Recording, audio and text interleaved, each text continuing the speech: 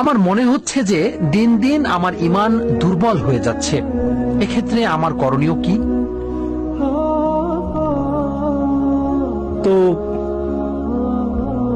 আমরা সোশ্যাল মিডিয়ার যুগে বসবাস করছি, আর সোশ্যাল মিডিয়া যা করছে এর মাধ্যমে আপনি এমন সব মানুষকে দেখতে পান যারা আপনার চেয়ে বেশি বুদ্ধিমান, যারা আপনার চেয়ে বেশি সুদর্শন, যারা আপনার চেয়ে বেশি অর্থশালী, যারা আপনার চেয়ে ভালো বাড়ির অধিকারী, তাদের কণ্ঠস্বর আপনার চেয়ে বেশি মাধুর্যপূর্ণ, তারা আপনার চেয়ে বেশি মেধাবী, তারা আপনার চেয়ে বেশি জনপ্রিয়, তারা আপনার চেয়ে বেশি সুখী, তারা আপনার চেয়ে ভালো খাবার খায়, তাদের যা কিছু আছে তার সবই ভালো, যার কারণে আপনার মনে হয় যে আপনার যা কিছু আছে তার সবই খারাপ।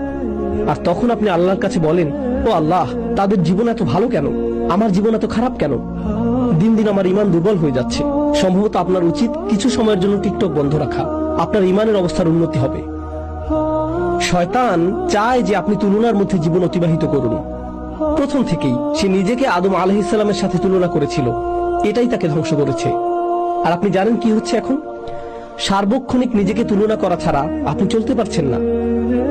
মেয়েরা নিজেকে অন্য মেয়ের সাথে তুলনা করছে এবং বলছে, অমুক আমার চেয়ে লম্বা, অমুক আমার চেয়ে চিকন, অমুকের ত্বক আমার চেয়ে ভালো, অমুককে মানুষ বেশি পছন্দ করে, অমুকের দাঁত বেশি সুন্দর, অমুকের জামা কাপড় বেশি সুন্দর, অমুকের বিয়ে হয়ে গেছে, ও মাই গড, অমুকের বাচ্চা হয়ে গেছে, আমার এখনো বিয়েই হয়নি, অমুক পড়ালেখা শেষ করে ফেলেছে, আমি এখনো ফার্স্ট ইয়ারই শুরু করিনি।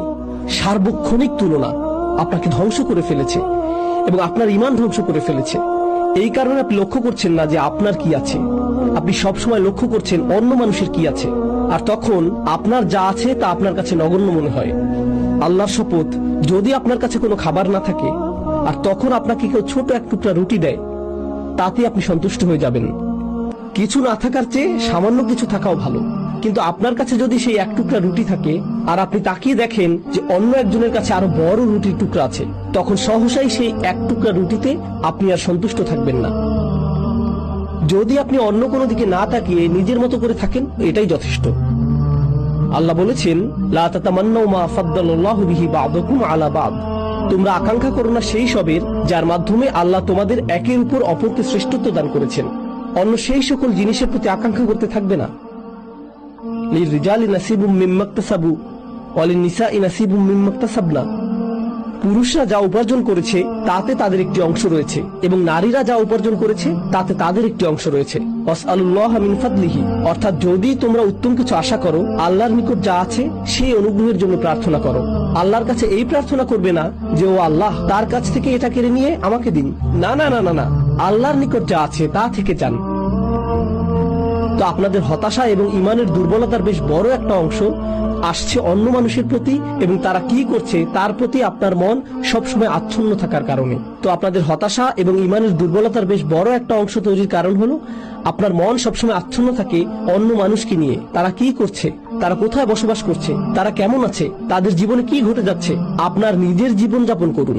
সোশ্যাল মিডিয়া ব্যবহার করে আপনি অন্যের জীবন যাপন করা থেকে বিরত থাকুন। তারা কৃত্রিম। সোশ্যাল মিডিয়ায় সবচেয়ে সুখী দম্পতি, তাদের দাম্পত্য সম্পর্ক শোচনীয় অবস্থায় আছে, কিন্তু তাদেরকে এটা প্রদর্শন করতে হবে যে তাদের দাম্পত্য জীবন কতই না সুন্দর, কারণ এর ফলে তাদের সোশ্যাল মিডিয়াতে নেতিবাচক প্রভাব পড়বে। এই জগৎটা কৃত্রিম, এর বড় একটি অংশ কৃত্রিমতায় পূর্ণ, আর এটাকেই আপনি মানদণ্ড মনে করছেন। এটাই আমাদের সময়ের সবচেয়ে বড় সংকটগুলোর একটি। আপনি সবসময় অপর্যাপ্ততা এবং অপরিপূর্ণতার অনুভূতিতে ভুগছেন, অথবা আল্লাহ আপনাকে পর্যাপ্ত দেননি। এটা ঈমান দুর্বল করার বড় কারণগুলোর একটি। আল্লাহ আপনাদের সবাইকে এটা থেকে রক্ষা করুন।